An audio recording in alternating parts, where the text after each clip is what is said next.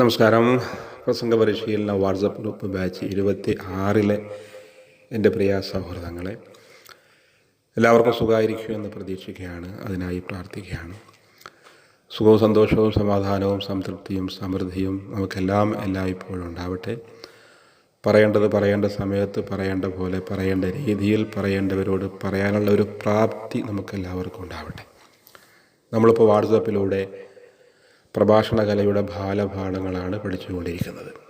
സ്വാഗതം പഠിച്ചു, ആശംസ പഠിച്ചു, അധ്യക്ഷ ഭാഷണം പഠിച്ചു. ഇപ്പോൾ നമ്മൾ ഏറ്റവും അവസാനം പഠിച്ചത് ഉദ്ഘാടന പ്രസംഗമാണ്. ഉദ്ഘാടനം എങ്ങനെയാണ് എന്ന് പഠിക്കുകയും എല്ലാവരും വാട്സപ്പ് ഗ്രൂപ്പിലൂടെ പ്രസംഗിച്ചുകൊണ്ട് തന്നെ ഉദ്ഘാടന പ്രസംഗം പഠിച്ചു.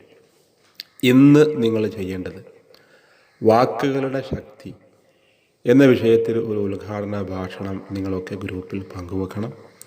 നിങ്ങളുമായി ബന്ധപ്പെട്ട ഏതെങ്കിലും ഒരു മേഖലയിൽ സംഘടിപ്പിക്കുന്ന ഒരു യോഗമാണ് എന്ന് സങ്കല്പിച്ചുകൊണ്ട് നിങ്ങളൊരു ഉദ്ഘാടന ഭാഷണം ഗ്രൂപ്പിൽ പങ്കുവെക്കുക. തെറ്റുകുറ്റങ്ങളൊക്കെ ഉണ്ടാവാം. നമ്മൾ പഠിക്കുകയാണ് എന്ന് കരുതി അതിൻ്റെ ഭാഗമായിട്ട് എല്ലാവരും ഗ്രൂപ്പിൽ വരണം. ഏത് പ്രസംഗമാകുമ്പോഴും ഒരുപാട് കാര്യങ്ങൾ നമ്മൾ ശ്രദ്ധിക്കേണ്ടതുണ്ട്. ഓരോ പ്രസംഗത്തിനും ഓരോ മാതൃകയുണ്ട്. ആ മാതൃക നമുക്കറിയണം. എങ്ങനെയാണ് ഉദ്ഘാടനം? ആശംസയാകുമ്പോൾ അതിൻ്റെ സ്ട്രക്ചർ എന്താണ്? സ്വാഗതമാകുമ്പോൾ അതിൻ്റെ മാതൃക എങ്ങനെയാണ്?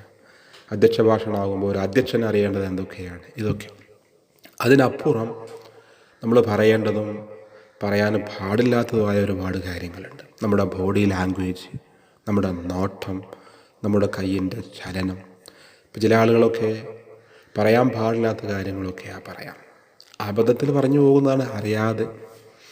ഇപ്പോൾ ചില ആളുകൾ പറയും, ഈ വിഷയത്തിൽ എനിക്ക് വേണ്ടത്ര വിവരമില്ല, അധ്യക്ഷൻ്റെ നിർബന്ധപ്രകാരമാണ് ഞാനിവിടെ എഴുന്നേറ്റ് നിന്നത്, അല്ലെങ്കിൽ സംഘാടകരുടെ നിർബന്ധത്തിന് വഴങ്ങുകയാണ് ഞാൻ സംസാരിക്കുന്നത്. അങ്ങനെയൊക്കെ പറയാറുണ്ട്.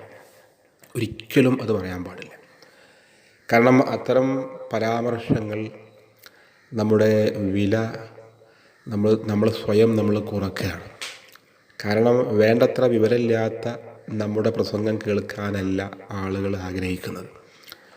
പിന്നെ നമ്മൾ അങ്ങനെയൊക്കെ പറഞ്ഞ് എത്ര ഇനി വലിയ നല്ല കാര്യങ്ങൾ പറഞ്ഞാലും ആളുകൾ അത് ശ്രദ്ധിക്കില്ല. കാരണം തുടക്കത്തിൽ നമ്മൾ അങ്ങനെ പറഞ്ഞു പോയി, ഈ വിഷയത്തിൽ എനിക്ക് വേണ്ടത്ര വിവരമില്ല. പിന്നെ നമ്മൾ വലിയ വിവരമുള്ള കാര്യങ്ങൾ പറഞ്ഞിട്ടും കാര്യം ഉണ്ടാവില്ല. പിന്നെ സംഘാടകരുടെ അല്ലെങ്കിൽ അധ്യക്ഷരുടെ നിർബന്ധത്തിനൊക്കെ വഴങ്ങിയാണ് ഞാൻ ഇവിടെ എത്തിയത് എന്ന് പറയുമ്പോൾ അവർ അല്ലെങ്കിലോ സമയമില്ല, പിന്നെ എന്തിനാണ് വെറുതെ ആഗ്രഹമില്ലാത്ത തൃപ്തിയില്ലാത്ത ആളുകളൊക്കെ നിർബന്ധിച്ചുകൊണ്ട് പ്രസംഗിപ്പിക്കുന്നത് എന്ന ചിന്തയൊക്കെയാണ് ശ്രോതാക്കൾക്ക് ഉണ്ടാവുക. അപ്പോൾ അതുകൊണ്ട് അത്തരം പാഴ്വാക്കുകൾ, നാം നമ്മുടെ വില കളയുന്ന രീതിയിലുള്ള സംസാരങ്ങളൊന്നും നമ്മിൽ നിന്നുണ്ടാവാൻ പാടില്ല. ഓക്കെ, നമ്മുടെ വില ഇടിക്കും. അതൊക്കെ നമുക്കറിയാവുന്ന കാര്യങ്ങൾ മാത്രം ചുരുക്കി പറഞ്ഞ് നമ്മൾ പ്രസംഗിക്കും. ഒരുപാട് പ്രസംഗിക്കലല്ല, എത്രയധികം സംസാരിക്കുന്നു എന്നതല്ല പ്രധാനം.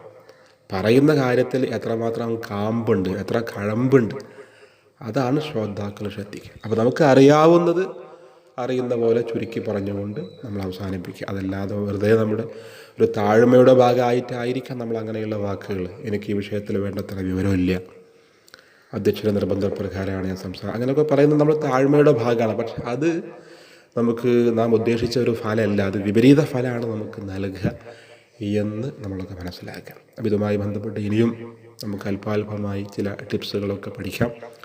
നിങ്ങളൊക്കെ ഇന്ന് ഗ്രൂപ്പിൽ വരിക. ഒരു ഉദ്ഘാടന ഭാഷണം നിങ്ങൾ ഗ്രൂപ്പിൽ പങ്കുവെക്കുക. Okay, have a nice day. By.